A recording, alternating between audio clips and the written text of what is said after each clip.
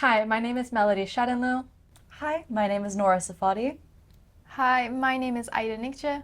And I am Ryan Fekrat. Welcome to صدای دانشجو. In today's episode, we have a very special guest, Dr. Shayani, who is a lecturer in Persian language and culture at UCLA's Program of Iranian Studies in the Department of Near Eastern Language and Cultures. Prior to joining the faculty of NELC at UCLA, he was a lecturer in Persian for 7 years at the University of Oxford and finished his PhD in classical Persian poetry remotely from UCLA while teaching full-time at Oxford in 2020. His research focuses on the role of women in classical Persian epic romance literatures, particularly Ferdowsi's Shahnameh, Gorgani's Viso-Ramin, and Nizami's Khosrow-Shirin. Hi, Dr. Shayani. Thank you so much for joining us today. We're so excited to have you here. I wanted to first ask you what inspired you to dive into Persian literature and teaching Persian literature to a bunch of college students who are interested. Thank you, Melody John, and hello to you and everyone in the studio. It's an honor to be with you guys. And to see your radiant face after a few months of summer vacation. That is a great question. What inspired me to dive into teaching Persian literature? So I think honestly it was a twofold matter. Growing up, I grew up in Northern California in the 90s, and there wasn't as much of an Iranian community around me at that point, or if there was, it was nothing like Los Angeles. So there was no really sort of great representation of being Iranian. I think that in itself made me realize that I had a duty in some way of preserving and keeping my culture. So that is what got me interested in Persian language in general. And the second factor came when I came to UCLA and I saw that they had an Iranian studies program. This is when I transferred to UCLA as an undergraduate in 2006. And I saw that they had an Iranian studies program, and I started taking Iranian 102, which was the class you just finished last academic year. And that class really put me on a trajectory of learning more about Persian literature and falling more and more in love with it, to the point where I ultimately decided to do my master's and PhD in this field. And as a part of being a PhD student in the Department of NELC at UCLA in the program of Iranian Studies, we had to teach Persian language for 1 year. And that experience of teaching the Persian language class for 1 year and also helping my Professor Haqiqi, with some of her classes as a TA of sorts, really showed me how much I enjoy teaching and I enjoy working with college students, actually, particularly. So these were two of the elements that got me into the track doing what I am doing today. I can definitely say that your class has really created a sense of belonging. And I am taking, to the audience, I took his class past 2 years and I'm going into my 3rd year. And just working with Dr. Shayani has honestly really been the most invaluable experience ever. He really has helped me grow more into my culture, learn more about my culture, and kind of get closer to my Iranian identity, which leads to my next question.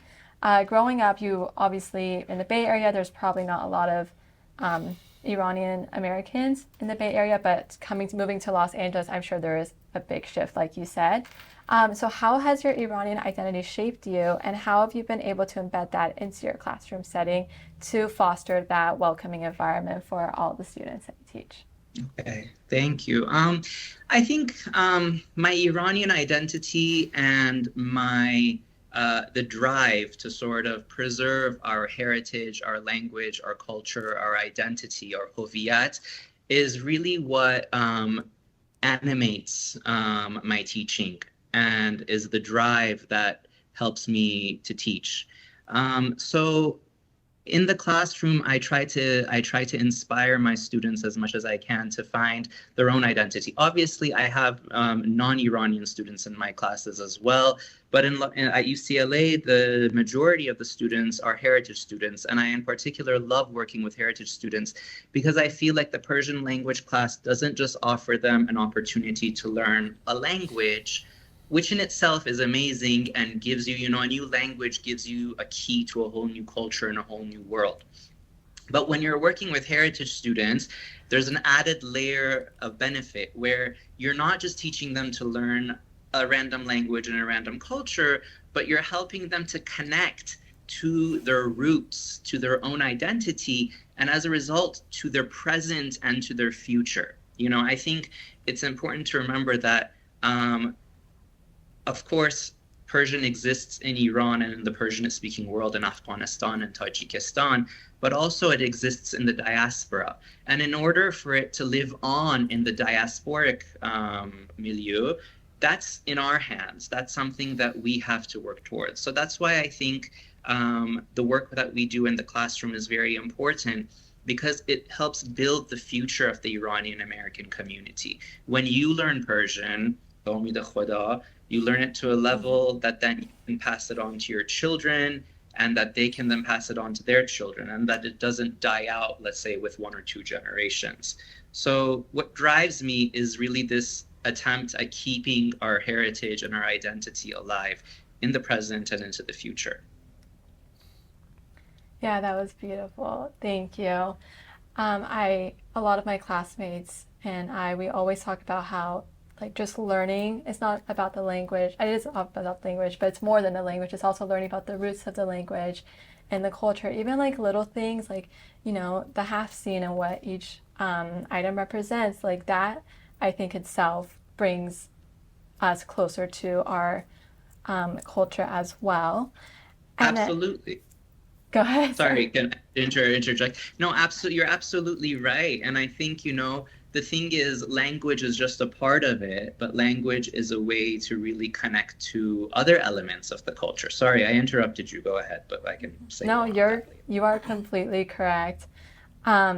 Which leads me to my next question. So, how has the younger generation, I guess us as students, how has their reaction to and their excitement to learn about the Iranian culture and their literature? What do you think is unique about the younger generation of Iranian Americans in general, not even just at UCLA where you teach? Yeah, in general, I think your generation is very lucky in the sense that we live in a digital world today. We live in a world where you can have access through your phone to people across the globe, in cities over, but in countries all over the world.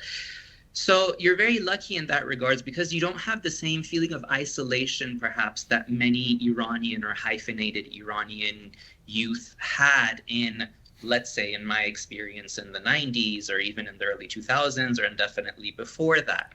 So, of course, if you're living in Southern California or in Los Angeles or in Toronto at this point or in Vancouver, you're living in these hubs of Iranian culture. So that in and of itself is a major blessing, because you're constantly surrounded by it, and your community and your culture plays a big role in the life of that city. But even if you're not, in this day and age, through the internet, we're all so connected with one another. And Iranians, I think, have so much more of a presence, or maybe I should even say Persian speakers. So Afghans, Tajiks have more of a presence on the world stage. And so it's a lot easier to create connections with people who are similar to you, people who are of the same age range as you, people who share the same experiences as you, and to, based off of these shared values, to create a community. I think that is something that you guys are blessed with, is this community that can exist obviously physically in your city, but even beyond that through the internet, through social media and so on and so forth. For example, recently in my 20 class, in my first year class, and I love this, I was introduced to a brand, an Iranian-owned, I think Iranian-American-owned brand by one of my students because they were wearing a hoodie from this brand called Khodafez. And, you know, they create all this like Iranian and sort of with ancient Iranian iconography clothing. And I follow them on Instagram now, and I just love seeing their stuff and producing and in embracing their culture and how it's taken on by people your age for all over the world and, you know, encouraged and bought and so on and so forth. But I think there are many special things about the young people of your generation. And another one of them is that you are able to see the positive in both cultures in which you live, in your case, in the American culture and the Iranian culture, and to really subjectively and without prejudice see the good in both and see the not so good in both, and to extract that which is good from both cultures and to manifest those qualities in yourself and in your future and to pass them on to your children, and perhaps to then be critical of the not so good and to try to change it or just be aware of it. I think that is something that you guys have that you're very lucky to have. I also think another thing with Gen Z in particular is that they're not followers as much as perhaps other generations were. And I love that about my Gen Z students, in that they question things and they have their own mind and they analyze things. And I think that's a wonderful quality that you guys have, that you don't just accept something for the sake of it. You still respect and appreciate tradition and culture, you know, but you're able to look at things critically too. And I love that. I'm really, really impressed with your generation and proud of you guys. That is so sweet. Thank you. Go ahead, Ryan. I have a question. Thank you, Dr. Shayani. So it's almost a threefold question. First, what do you think about the current trajectory of our cultural social identity, kind of to what you're saying, that we have a lens that has been focused not as a follower, but as an individual leader and more towards our own metacognition? Do you think that that lens to the world at large has, in our contemporary society is what I will say, has been focused in a stigmatizing way towards our American Persians? And do we have a sufficient platform as an ethnicity to recover from that?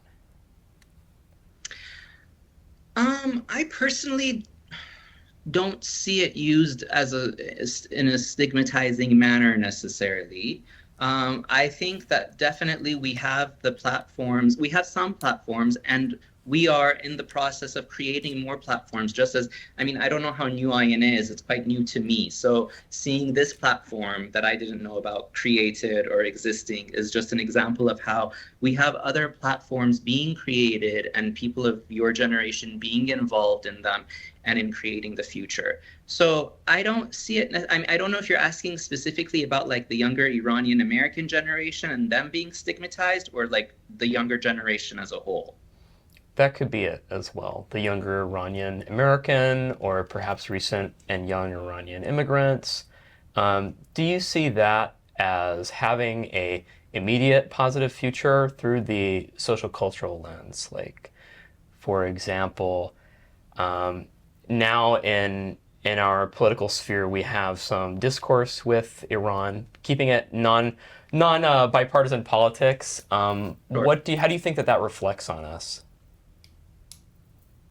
I mean, I don't see it as a negative reflection at all of your generation. And I think your generation, from my experience, is attempting to build a future. And that comes through a variety of discourses and a variety of conversations and of understanding one another. I think as long as the younger generation, you know, it's important to know our history and really our roots and where we come from, the diversity of our experiences, the diversity of the Iranian culture. It's an extremely diverse culture, both in terms of ethnicity and in terms of religion, and it has been so for the last 2,500 years. and nothing is ever going to erase that. So I think as long as we remember all of those, in addition to our rasm و rusum, our adab, our manners, our traditions, and these are things that I find are very important too. What is the correct way to behave as an Iranian? That humility, that grace, these elements I think are very important to also keep. They're not outdated. They're parts of our culture that are extremely beautiful. So as long as these things are kept with one another and really understood, I think we're headed towards, we can head towards, I should say, a good trajectory in the future. I don't know if I'm answering your question. That's good. It's a hopeful, humanistic answer, and it's a very internal locus of you. Thank you, sir. Sure, of course, of course. I want to touch on what you were saying briefly before, just about like the sense of community that we have formed. I definitely think the younger generation of Iranian Americans have definitely formed that sense of community. And I think it's important, like you were saying, to like learn from each other as well. I think that can also bring us closer to our culture and identity. I don't know if you agree or not, or if there's anything you want to add. But absolutely. Can I just interject? I absolutely agree with you. And I think it's important to note that these aren't just idealistic views, they're not views of like a utopian sort of culture. It's actually, these are things that we can implement in our societies. And I try to implement these as far as I can in my classroom. I'm lucky enough in Los Angeles to have a classroom that is quite diverse, both in terms of ethnicity and in terms of religion. And nothing gives me more joy than to see my students coming from these different Iranian backgrounds coexisting with one another and being friends with one another, not just tolerating each other. This is a very important difference. Being friends with one another. And of course, you have people on different ends of the spectrum and people in different ways of how they behave. But I always make it a point in my classroom to say that this is a place where we coexist with one another and we really understand that our differences is what adds to our beauty. It's this unity and diversity rather than the sort of clashing necessarily against one another. Sorry, Melody, June, continue. No, you are completely right. And I really resonate with that. I think I built like the most meaningful relationships through this. But I want to touch on your experience at Oxford a little bit. You've taught Persian language at both Oxford and UCLA. How would you compare like the interest in Persian language and culture between students in the UK and in the US? And a follow-up question, is Oxford a real place? Does it really exist? Is it Hogwarts? Yeah. It's a real place. No way. My experiences in teaching Persian at UCLA and at Oxford have been quite different from one another because the student bodies are very different in the Persian language learning sphere. At Oxford, the majority of my students were non-Iranian. I only had maybe a handful of heritage or students who were half Iranian, half British or from another culture. So the process of teaching wasn't necessarily geared towards heritage learners, but geared towards individuals who are coming often to Persian from an outside perspective, albeit definitely a very educated one. Something that I really admired about my students at Oxford was that even prior to coming to my class, they already knew quite a bit about Iran. They had read about its history and they knew about its culture, even sometimes a bit of Persian. And this is, I think, something that you find in Europe, is that students are quite worldly and they're really engaged with the rest of the world and they know what's going on in other countries all the time, and it's not just centered around their own world. So in that aspect, Oxford was different. At UCLA, like I mentioned, the majority of my students are heritage students, and I myself as a heritage student absolutely love working with heritage students because I feel like, again, like I don't want to repeat myself, but I'm not just teaching language, but I'm helping them in identifying their own roots and and that literally leads them to getting to know themselves better and to creating their future. At least that's how I see it, but maybe it's a little too hopeful. So I think, in that way, what I'm doing almost is quite different. At Oxford, I was teaching language and culture. Here, I'm teaching language and culture and heritage and identity. And the other element is that we're so lucky in LA to have access to so many cultural activities that my students get to embed themselves into the culture, through foundations such as the Farhang Foundation and other cultural hubs. We're able to get involved in all these different activities and events that really bring the culture to life for people too. Having said that, something that my students at Oxford had that we don't necessarily have here is that they would go, as a part of their program, they would always go on a year abroad. So at some point when political relationships were better, they were able to go to Iran and study for a year in Iran. Then nowadays they go for some time in Armenia and in Tajikistan and study there. So they were able to have this year abroad experience, which really enriches your experience of learning. Unfortunately, that's not currently a possibility here so much, but we're lucky to be surrounded by the culture here in Los Angeles. Yeah, that's really beautiful. Thank you for sharing. I have one last final question, an important one. What advice would you give to others who are also searching for that sense of belonging within our culture, but are struggling to find it? Okay, I would say language, number one, is the key to connecting to the culture. So do whatever you can, as much as you can, to learn the language. If you already know it, try to speak it more.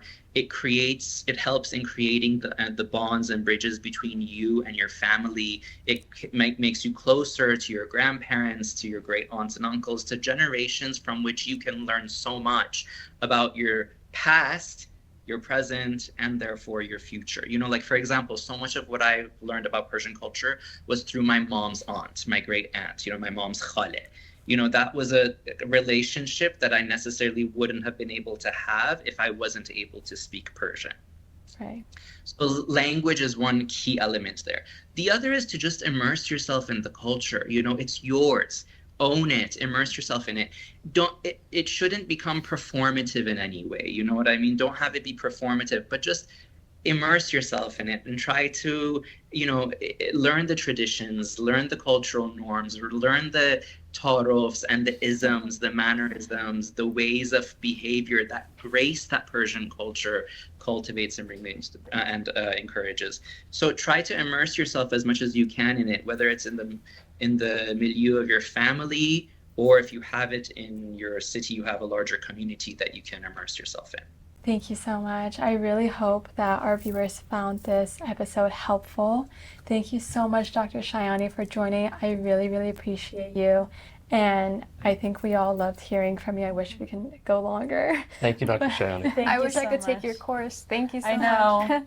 If you could offer an audit for non-students. I know. I wish. But it was so nice to meet all of you. And Melody John, to see you again. And truly, afarin barikallah to all four of you for doing this program and to continuing being involved in something like this. واقعاً بهتون تبریک میگم. Merci. Thank you so much.